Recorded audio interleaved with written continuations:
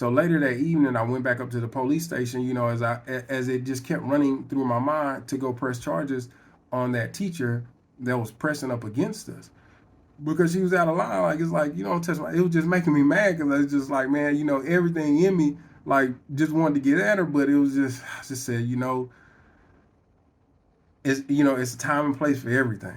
And, yeah, just because, we didn't win the battle don't mean we can't win this war. I'm not finna get up and, act crazy with this lady with all these armed police officers out here like I'm attacking kids. But again, she framed it in that way as me being aggressive. She used all these buzzwords like a, white woman in distress. And again, it was just so crazy. So we go out of town, uh, and my son is really, he wasn't the same. Like, he's a people person. His mom and dad, we're in the people person business. So he sees that. And so he doesn't really meet a stranger. He's pretty friendly with everybody, but he wasn't, when we went out of town. And he didn't really get to enjoy his family for the simple fact he was kind of still in shock of what occurred. Somebody that was, thinking that all people were good, his first experience was that right there, being surrounded uh, by those folks. And so when we get back, I go up to Midlothian ISD to talk to superintendent or who's ever in charge. And they were in a meeting, so I guess they sent out, I guess she was below the superintendent, vice superintendent, or something like that. And of course, she was unattached. It was a white lady. She was unattached to, what was really going on. She was so nonchalant. Oh, I heard, remote. I was like, but it was on the news, man. Like the news station, like they cared enough to reach out. I said, people on Facebook was outraged, watching the live. So you didn't, this wasn't something that, like y'all were okay with that image. Oh, no, it wasn't. We do things in the house, it won't be known to the public or whatever. I said, but had I been part of the school board and that was their child, I'm pretty sure it would have been a public apology. But in this case, it's a secret. Oh yeah, you're not sure. You can't say what we've done and what we hadn't done. And I know you perceive it as racism, but I think that's just your side of the story, your perspective. It's like, lady, have you watched the video?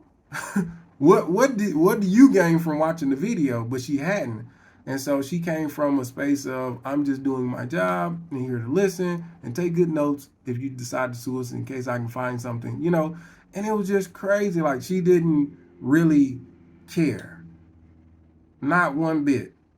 And so I leave, and her thing was, and she's like, we hope we can make this right so your son can go to Midlothian ISD. And, I'm like, no. Heck no. Why would I go here and none of the teachers feel any remorse? And actually, the letter that you sent out to the people spun it as if, they did a good job of protecting the students from being recorded. Said, this is great. She said, how do you know that they sent this letter? I was like, because the news quoted y'all. They called you. And they got a hold of the letter that you all sent out to the parents the next day. And so that, that was our encounter. That was what happened. We still, like I said, I drove my son by that park when we got back in town, and he wasn't really feeling it. We hadn't really had an opportunity to get back to the park over there, but we're going to go to the park. And, I want him to get there and, because I don't want him to have that negative connotation. I don't want him to feel like, somebody's can run him off. And even though he's 3, through my actions, I want to, allow him to be educated on how to handle situations like that, you don't have to win that battle because losing your life, you lose the war, right? And I wanted him to always know that, we can pick and choose our battles. It doesn't make you less of a man or less of a person because it's some, jackasses out here that think that they own everything and that they have the right to do anything. And, they have this gang task force called the police that's going to show up, because it's a white woman in distress. And she using buzzwords that could literally get someone life taken because she wants to be right. She feels like she's a priority over, any and everyone else. And we just weren't going to fall victim to that. And so we're doing, everything we can to press this issue. And yeah, no, it's some of y'all comments have been able to lead us to some things and look at some things that may be possible to be able, because I like, they didn't want to give us apology. Cool. They like that apology they gave, obviously they didn't believe in based off the letter they sent out. And if they can embarrass us in public and don't want to apologize to us in public, like, okay, we got something for you. So but yeah, that was what happened. We left the park on the same note that we came in on. They had the same energy, and we had the same energy. We can come to the park and play, and they were trying to divide the park. They tried to tell, well, we sent our kids over here, and your son, we left the little playground for your son. So if he wants to play, he can play over here.